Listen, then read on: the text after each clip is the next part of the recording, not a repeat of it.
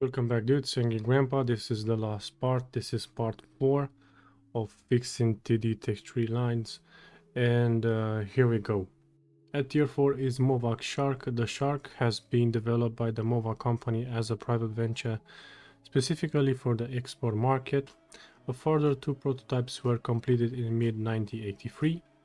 In 1982, the Shark was successfully tested in Switzerland, fitted with a turret armed with a 105mm gun and fitted with a SOPTAC fire control system. In West Germany, it was successfully tested with an experimental Rheinmetall turret armed with a Rheinmetall 105mm RH-10511 super low recoil gun, which fires all standard NATO tank ammunition, and especially a version of apfsds with tandem or something like this. So it's an interesting tank to have him at tier 4.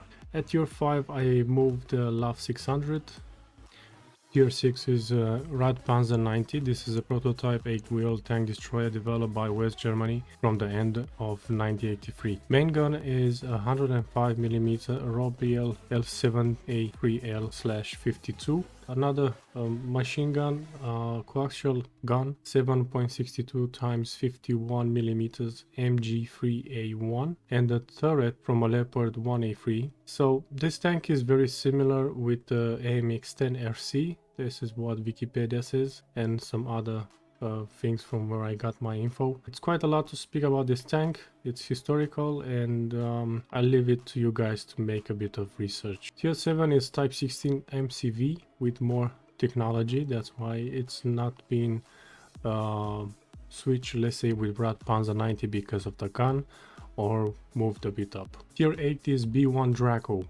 Now, why so many people ask me or may ask me, or well, Draco in my opinion is at the same level with M1128 MGS. One has alpha damage, one has mobility, one reloads faster, one reloads slower. Draco is a counterpart to the M1128 MGS, so that's why I moved Draco so low. At tier 9 we have an interesting tank. This is the Rhino MGS. The Rhino MGS is the latest wheeled tank destroyer in NATO armored forces, designed for easy transportation to crisis regions. Its lightweight 120mm main cannon can use all conventional rounds, including Marok ATGMs, which increases its effectivity range to 8 km. The vehicle's secondary weapon is the .338 Magnum SPMG coaxial machine gun. The standard loadout of the Rhino gives it 12 rounds of armor-piercing, fin-stabilized discharge sabot, apfsds, 8 high-explosive KT, and 8 high-explosive anti-tank multi-purpose hit MPT shells for the main gun. Well, it has a lot of similarities and ammo with a lot of tanks in the game, so why not to have him at tier 9. And at tier 10 we have the Wilk Xc8, which I haven't changed, luckily. Now let's go to the last line. At tier 5 I move LAV 300 because it's a fairly good tank. There are other tanks that can be better at tier 6. At tier 6 we have Roycat 76. Even if I have some bad matches in some situations, it's a good tank and deserves the spot. At tier 7 we have the Piranha 3C DF90. In 2006, Belgian army ordered a number of Swiss MOWAG Piranha 36 8x8 armored personnel carriers and a host of their variants to meet their armored infantry vehicle requirement. The 90mm gun do not has an adequate firepower for this mission.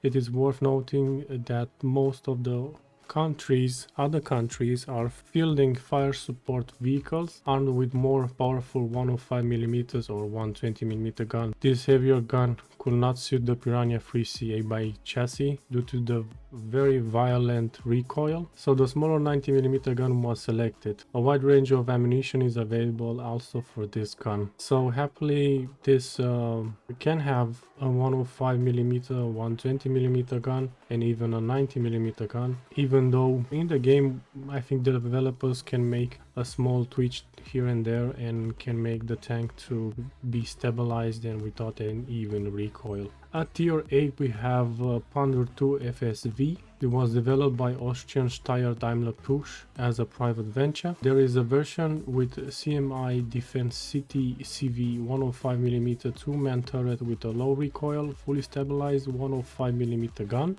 Another variant of the Panzer II fire support vehicle is fitted with Otto Melara hitvac turret. This variant is also armed with a 105 L52 low recoil gun. This system lacks autoloader and has a 3-man turret. Maximum rate of fire is 6 rounds per minute. Maximum range of effective fire is 3.5 kilometers. This variant received no production order to date. And another thing, we have another Panzer in the game, which this Panzer is at tier 10 IFV. So very similar tanks, but not the same turret and different approach. At tier 9 we have the ST1, and deserves to be placed higher because the tank has a really good gun and can do a lot of damage. And the last one of this tech tree, it is the tier 10 Centauro 2 MGS. The Centauro 2 MGS main gun system, the 120mm, is a modernized version of the Centauro 1 8x8 wheel tank destroyer.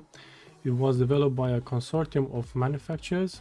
It is the first 8x8 wheel tank destroyer in the world with a 120mm high pressure gun. The Centauro 2 represents the logical evolution, being armed with a third generation 120/45mm gun with integrated muzzle brake and semi-automatic loading system. The weapon system provides a firepower equivalent to that of the most modern main battle tanks and is capable of firing all latest generations of 120mm NATO, apfsds and multi-role MP munitions. The Italian Ministry of Defense announced on May 28, 2020 that it had authorized the award of a production contract to the Iveco Otto Melara consortium for the second batch of 40 Centauro 2-wheeled tank destroyers with an option on a further 56. So it seems like the tank is quite good, and that's why they keep coming with orders and more production. It's a much better version of Wilk Xc8, and